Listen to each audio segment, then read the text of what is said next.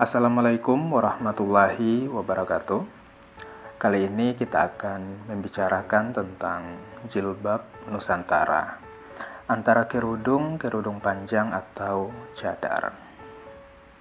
Sebenarnya, seperti apa pakaian muslimah Nusantara sejak dulu? Pertanyaan itu rasanya cocok untuk membuka diskusi kita.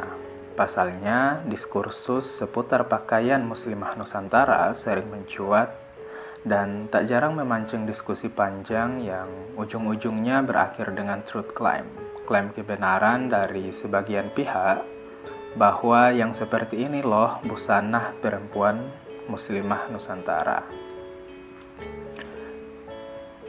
Umumnya dalam topik ini perempuan bercadar sering terpojokkan dan tertuduh sebagai perempuan yang mengagungkan pakaian kearab-araban. Sebaliknya, yang berkerudung seakan menjadi representasi muslimah Nusantara, sebab memandang bahwa perempuan Nusantara sejak dulu jilbabnya hanya kerudung dan dipadukan dengan kebaya. Pertanyaannya, benarkah asumsi-asumsi demikian? Saya tidak akan membahas topik ini dari segi tafsiran hukum Islam. Yang jelas, baik itu kerudung panjang maupun cadar, semua ada landasannya dalam Islam. Akan lebih menarik kalau menyoroti topik ini dari sisi lokalitas Islam Nusantara. Dan saya bisa berkata bahwa baik itu kerudung panjang maupun cadar, ketiganya bukan pakaian perempuan Nusantara. Tentu, statement ini bisa diterima jika yang saya maksud adalah Nusantara sebelum diwarnai agama Islam. Kerudung panjang maupun cadar jelas bukan berasal dari Nusantara, melainkan lahir dari ajaran Islam seputar jilbab bagi perempuan. Ketika Islam menyebar di Nusantara, maka secara otomatis ajaran ini pun ikut mewarnai kehidupan masyarakat perempuan Nusantara yang sudah menerima agama Islam. Sebagaimana konsep dalam teori difusi budaya bahwa jika ada pergerakan suatu kelompok masyarakat ke daerah tertentu, maka akan menyebabkan persentuhan antara kebudayaan luar dengan masyarakat setempat. Salah satu hasil dari pertemuan budaya adalah akulturasi budaya, di mana budaya yang bersentuhan itu saling mewarnai. Akulturasi budaya banyak terjadi saat para ulama menyebarkan Islam di Nusantara. Ini disebabkan gaya dakwah para ulama penyebar Islam di Nusantara adalah dakwah kultural, sehingga melahirkan corak khas Islam Nusantara yang merupakan hasil dari pertemuan antara Islam dan kenusantaraan. Dalam konteks jilbab, di masyarakat perempuan Nusantara, kekhasan Islam Nusantara juga terlihat. Di Jawa, muslimah dahulu umumnya mengenakan kerudung sebagai atasan dan dipadukan dengan bawahan berupa pakaian tradisional seperti kebaya.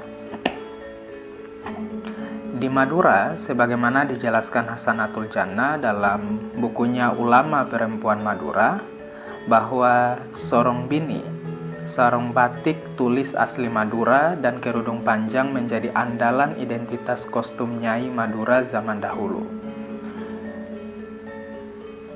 Dari sini sudah ada dua jejak pakaian muslimah Nusantara atau jilbab Nusantara, yaitu kerudung dipadukan pakaian tradisional dan kerudung panjang dikenakan dengan sorong bini sebagai gamisnya. Lantas, bagaimana dengan cadar? Apa ada jejak akulturasi kenusantaraan dengan cadar sebagai pakaian perempuan Nusantara?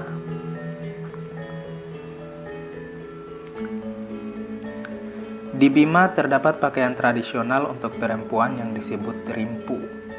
Hilful Fudul Sirajuddin Jafar dalam bukunya Jaringan Ulama dan Islamisasi Indonesia Timur menjelaskan bahwa terdapat dua jenis rimpu.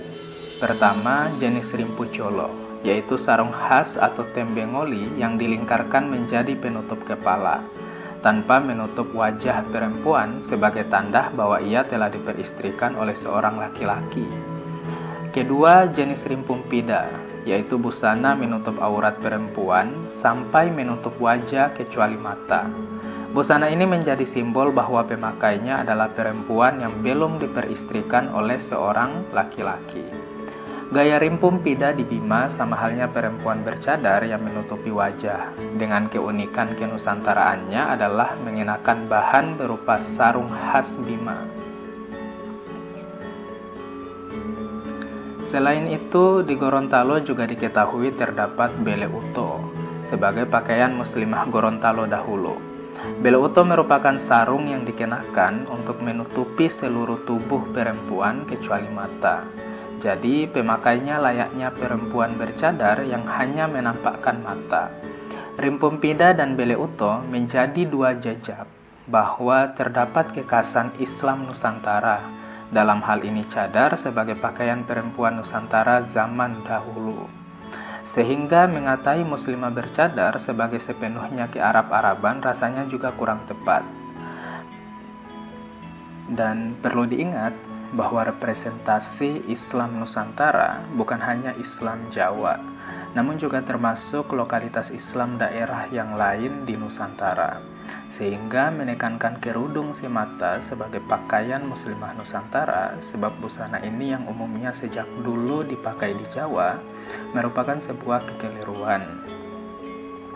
Karena di daerah lain, kekhasan jilbab Nusantara berupa kerudung panjang dan cadar juga terlihat dalam lokalitas masyarakat Muslim Nusantara. Jadi, antara kerudung panjang maupun cadar, ketiganya memiliki jejak kekhasan sebagai jilbab Nusantara yang dikenakan perempuan Nusantara sejak dulu dalam lokalitasnya masing-masing. Jadi, alangkah bijaknya untuk tidak perlu mempertentangkan ketiganya dalam wacana klaim identitas yang paling Nusantara. Saat ini penggunaan pakaian tradisional, sorong bini, rimpu, dan bele uto sudah jarang ditemui. Hal ini disebabkan kemajuan dunia fashion perempuan yang memengaruhi Nusantara. Namun, dari pakaian-pakaian tradisional perempuan Nusantara dahulu, kita bisa memahami bahwa dalam terem jilbab Nusantara, baik itu kerudung panjang maupun cadar, memiliki rekam jejak sejarah sebagai pakaian muslimah Nusantara. Sekian pembahasan kita di sesi kali ini, semoga bermanfaat. Wallahumul afiq ila aqwamit thoriq. Wassalamualaikum warahmatullahi wabarakatuh.